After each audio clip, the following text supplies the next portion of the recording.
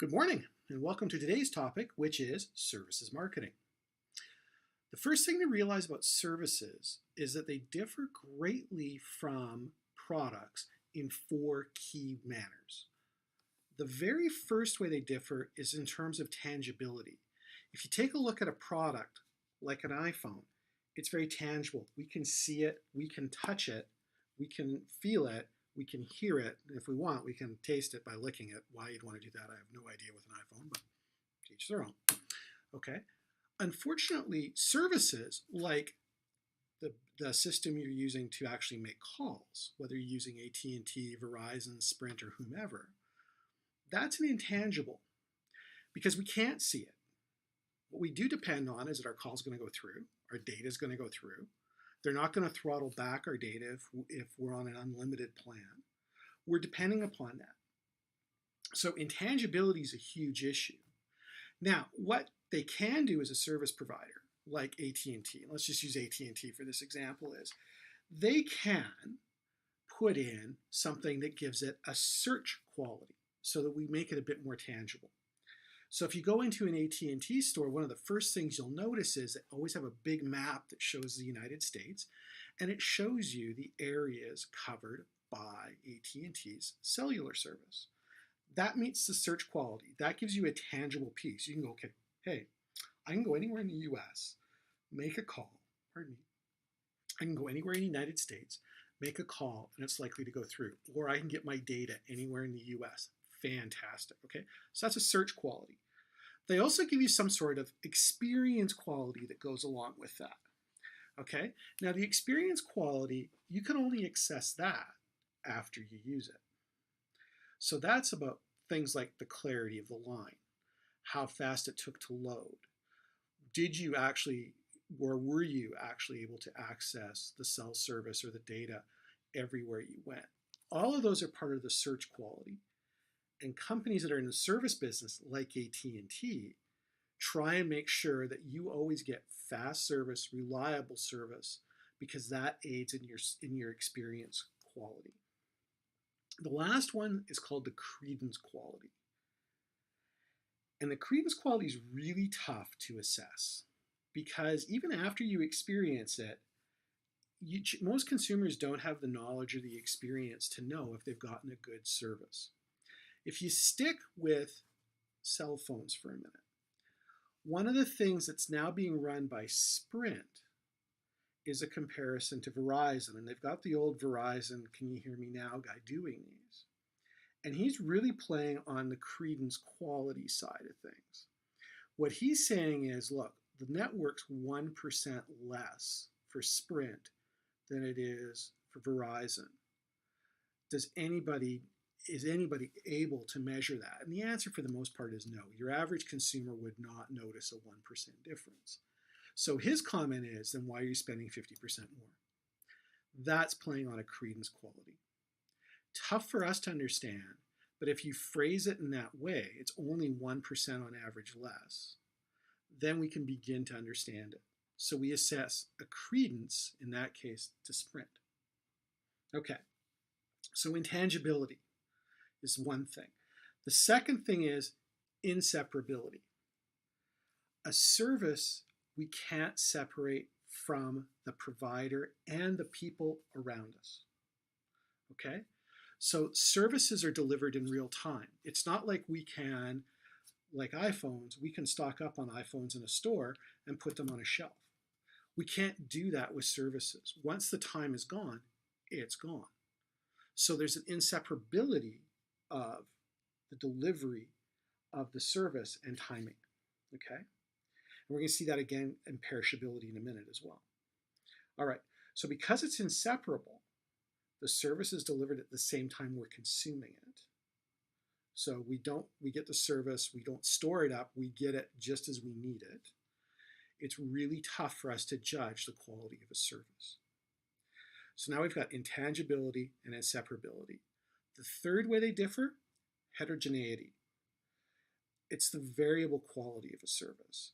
Services vary in quality based upon you, the mood you're in, the way you're using it, the mood of the provider, and the mood of the people around you. So if somebody around you is having a bad day with their AT&T service provider, for example, and you're trying to use AT&T to make a call, and there's a small problem that you've had before, well, now what you think it's much more of a problem because you're being influenced by that other person. Okay? If you call AT&T customer service to make a comment about that, and the person's in a bad mood because they've had problems at home and they've brought that to work, and they treat you from your perspective poorly because of the mood they're in, then you have an even worse view of AT&T. And that's a great example of the inseparability. Inseparable from you, inseparable from the people around you, and inseparable from the people delivering the service. So that's inseparability. The last thing is perishability. Remember earlier I said we can't store services. Okay? In the cell phone industry, if your minutes are not used up in the month, they're gone because they were assigned to that month. Now, some cell phone companies have now started rollover minutes. That takes away a bit of the perishability, but I'm sure when you read the fine print, you'll find that there's a certain level that you can store up in that area. So perishability just says that a service is only good for the time period when the service is being delivered. So the service is only good if it's around when you need to make that call. You don't want it 5 minutes earlier, and 5 minutes later is too late. Okay? So it has to be available when you need it. The better way to see perishability is to think about an airplane and a passenger flight. Once that plane closes the door at the gate and gets pushed back, if there's any empty seats, they're lost revenue to the airline, and there's no way you as a passenger are getting on. They've perished. They've perished because we can't roll back time. So the 4 things to always consider in services marketing: the intangibility, the inseparability, the heterogeneity, and last but not least, the perishability of the service itself. Now, when we go to judge service quality, we look for 5 things. We look for reliability. Think about that when it comes to your AT&T phone. You expect every time you make a call, it's going to go through, or every time you want to search the internet, you're going to be able to get on. That's a great example of reliability.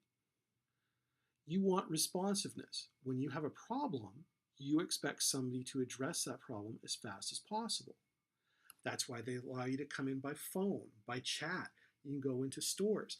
They give you all these ways that you can get your problem addressed as quickly as possible. So they're looking for responsiveness.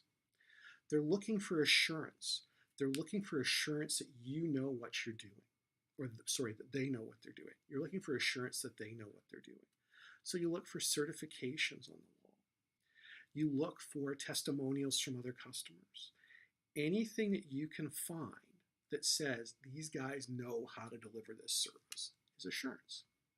And they know how to deliver it well is assurance. Okay? You come into a professor's office, the assurance you want to see is they actually have a degree from a university you recognize on the wall. Another great example for you. Okay, the next thing you want is empathy. Should you have a problem, you want that company to see things from your perspective. You want them to identify with the pain you're feeling, and through their actions, address that pain and solve the problem. So you're looking for somebody who's got empathetic feelings. And last but not least, we're looking for tangibles. We're looking for tangible cues that tell us that this is a good service provider. Okay? So I used to have a friend who worked with Verizon in the wireless business. He'd come over from AT&T, and he said the biggest tangible he had was trucks, because you could see their trucks all over the place. That assured you that they were giving you service wherever they were, but it was the tangible way they did it. You could see those trucks. You could touch those trucks. Service providers are always looking for ways to provide some form of tangibility to their service. Okay? So if you think about that, that gives you the 5 ways that we differentiate services: through reliability, through responsiveness, through assurance, through empathy, and through tangibility. A big chunk of services is correcting when something goes wrong. And the way we try and work on that is by using what's called the GAPS model. And it looks for all the different ways a service transaction could go wrong. Okay? And it tries to develop ways to solve those problems before a customer gets to them. The first gap that we look at is what's called the knowledge gap. The knowledge gap is the difference between what customers want and what the company thinks customers want. Now, usually when you're talking to small business owners, they'll tell you, oh yeah, I understand my customer, okay? But my father-in-law's a barber, he understands his customers. The problem is when you read the reviews on Yelp, you find out he doesn't understand them all. And the reason why he has that problem is he understands the ones he wants to understand. The other ones he doesn't really care about, and that shows in the level of service delivered. So when you start to look at this, you've got to go out and collect information from as many sources as you can. You want to go and sample the customers. What do they like? What do they dislike? How much do they like it? How much do they dislike it? What you're looking to find is, what are consumers looking for? Okay? What do they like? What do they dislike? What would they like to see? How important is it for them to see it? All the knowledge that we can collect about the consumer. The next gap we worry about is called the standards gap. That's the difference between what the company thinks customers want and the standard they set for delivering it to consumers.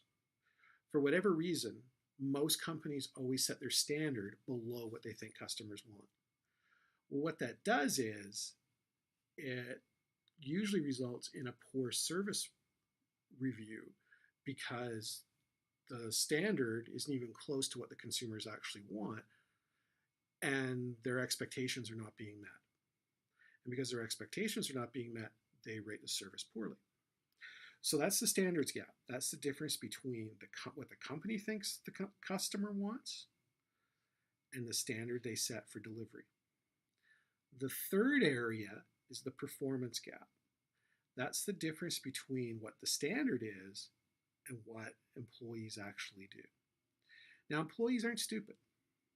You can give them standards all day long, but if they can find shortcuts around them, if they can find ways to do things quicker and easier, they'll do it. So what often happens is you have standards that aren't being met because the employees have found different ways to do things. And that causes even more problems with consumers because now we're getting further away from what the customer expects and what's actually being delivered. Then there's the communications gap. That's the difference between what you promise in your promotions and what you deliver. The best example I can give you of a communications gap was one that Holiday Inn ran a few years ago, about 10 years ago, I think. And they said 100% satisfaction with your room or it's free. That promotion lasted a couple of days before Holiday Inn had to shut it down because they were giving away too many free rooms. Why? Because what consumers thought was perfect or 100% and what the company thought was 100% were two totally different things. They were telling the customer, you can have 100% of what you want, but they weren't coming close to delivering it. So that was a huge communication gap. You put all of those together, the knowledge, the standards, the performance, the communication, and you get the service gap. The service gap is the difference between what the consumers want and what they receive. So what are they expecting and what do they get? Fred Smith, the founder of FedEx, once said the best way to ensure you get a high service rating is under-promise what you can do and then over-deliver. So if you think about it, FedEx will say, look, we'll absolutely guarantee we'll have something there by 9 a.m. Well, they could probably have it there by 7 a.m. Your office might not be open, though, to accept it, or you might not want to get out of bed to accept a FedEx package. But they say 9 a.m. And they say 9 a.m. because if they deliver it at 8:45 or 8:30, they're surpassing your expectations. They're beating that service gap. So under-promise, over-deliver is one way to beat the service gap. Now again, the gaps are the knowledge gap, the standards gap, the performance gap, the communications gap, and last but not least, the service gap. Service strategy requires that you understand that service is a process. In every service, we're processing something. If we're doing people processing, you're in the healthcare system, okay? You've got somebody comes in with an ailment, they go out cured. Dentistry, same way, people processing. Getting a haircut, people processing. Coming in with long hair, leaving with short hair. Dry cleaning is possession processing. Washing your car, possession processing, another service. Mental stimulus processing is yet a third form, and that's education. We're processing you. You came in here knowing very little about marketing, and when you leave here, hopefully you'll know more about marketing, okay? And then we have information processing. That's things like consulting, where we take all sorts of information, we process it, and then we give a report. Much like products have a core product and a supplementary product, services are the same way. There's the core service that we deliver, and then there are supplementary services that are delivered. Let's take an airline, for example. The core service an airline delivers is they get you from point A to point B. Transportation. They've processed you as a person, okay, by moving you from place to place. But to make that time better, what they do is they provide in-flight entertainment. They can provide a beverage service. If you're flying first class or you're paying for it, they're providing a bit of a meal service. They're providing all of these additional supplementary services that are designed to either process you, your possessions, sending a bag along, for example, that's possession processing, okay? Mental stimulus processing, that's it, entertainment, okay? Information processing, if they provide you a crossword puzzle or something else to do on the plane, that's a form of processing. But what they're doing is they're providing all these supplementary services to reinforce the core service and make the core service run smoother. Okay. The last thing to think about in services is this. They can either be mass produced, in which case we have a standardized system, or we can have mass customization. Standardized systems are used by companies like McDonald's. And the example I always give is the difference between McDonald's, which is standardized, and mass customization, which is Burger King, can be seen in the theme songs that they used to use back in the 60s and 70s. McDonald's theme song, hold a pickle. 2 all beef patties, special sauce, lettuce, cheese, pickles, onions on a sesame seed bun. That's a Big Mac. Burger King, hold the pickle, hold the lettuce, special orders, don't upset us. What they're showing you is a standardized system, which is what McDonald's has, and their entire system is built on producing a standard sandwich, versus a customization, have it your way, that Burger King does. So when we see that, we do see the role of mass customization, providing an individualized service for each customer, versus standardized, where the customer gets treated to the same service over and over again. Okay, we're going to take a bit of a break, and then we'll come back and we'll talk about the distribution systems.